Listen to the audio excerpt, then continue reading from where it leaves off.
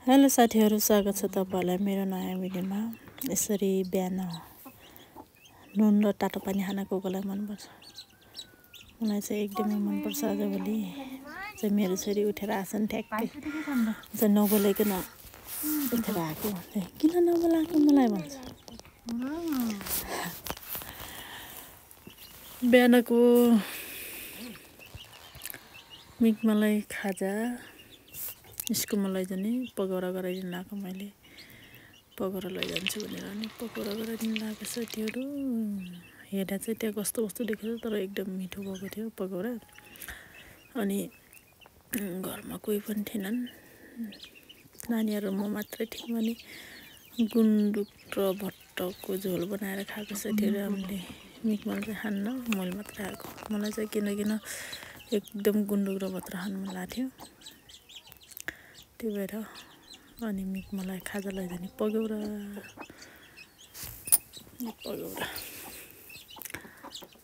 अनि मिक मैले बेलुका आधी होमवर्क गर्छ, अनि फेरि बिहान फेरि आधा होमवर्क गर्छ। बेलुकै पुरै गरेर छोरीहरू मलाई थकाइ लागेछ, म गर्न सक्दैन मम्मी भन्छ। अनि यो चाहिँ बिहान घाममा बसेर होमवर्क गरेको। मिक मलाई भन्दा उसको भाइलाई होमवर्क गर्न हतार छ। होमवर्क गर्नुभन्दा धेरै गफ छाड्छ यसले।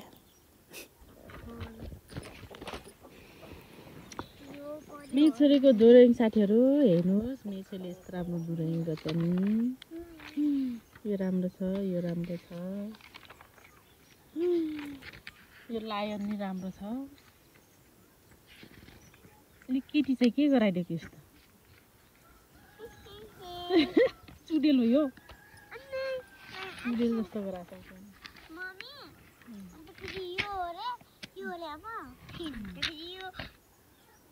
मिकमाको डोरेङ त देख्नुभयो साथीहरू, त्यो चिसो हो। यो चिसोमा लुगा धुन परेको, लुगा पनि कति मैला हुन्छ।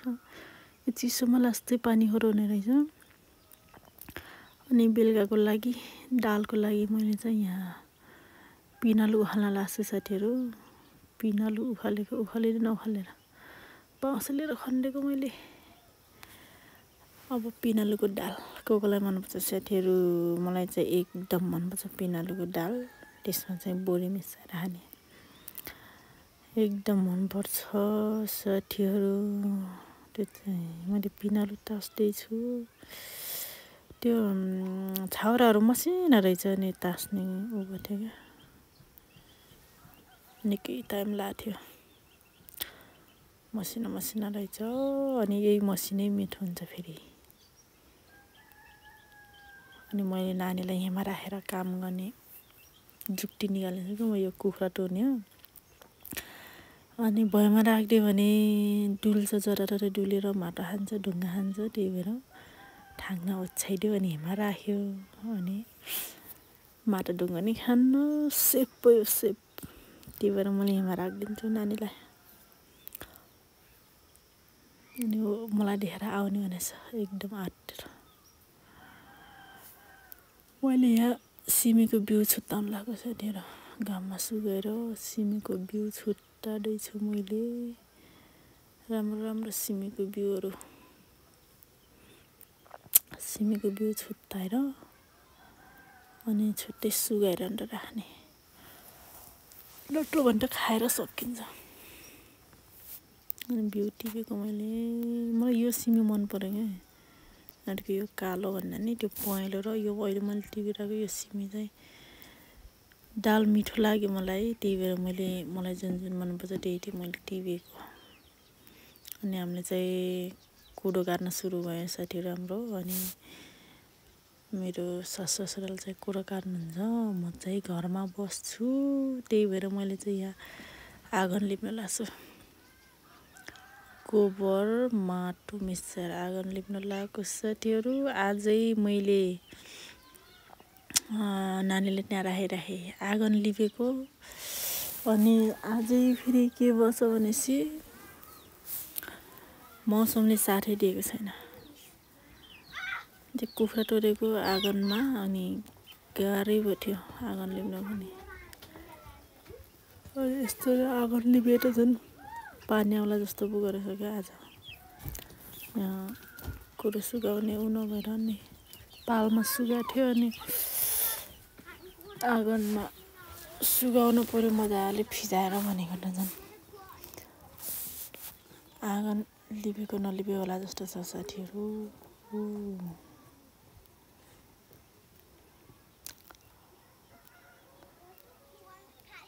यस्तो उ भयो क्या त्यो हात घोचेर नि गाह्रै भयो त्यो माथि पानी टिटाउने चिसो पानी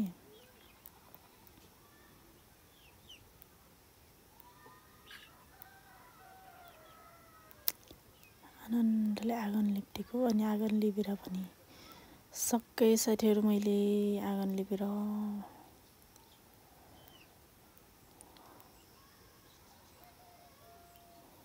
यस्तो कुना कुनामा कुरोको घेरा जान्छ क्या त्यही भएर कुना कुनामा लिप्नु पर्छ त्यो चाहिँ मेरो घर हो साथीहरू नानी फेरि त्यहाँ खेल्दैछ मैले फेरि यता आँगन लिप्दैछु त्यहाँ मौसम हेर्न सक्नुहुन्छ तपाईहरूले पानी आउन लागेको छ पानी नआइदियो साँझ पानी आउला जस्तो गरेछ टिट्टै लिपेको मैले पानी नआइजा प्रभु मम्मी तिमी आउनु हतार बस्छ ल आऊ बुम्बा बुम्बा आऊ बुम्बा बुम्बा बुम्बा ओइ मेरो बाबु त आत्ते थियो र हाय बेबी ओइ ला ला ला ला ला ला ला ला ला ला हो हो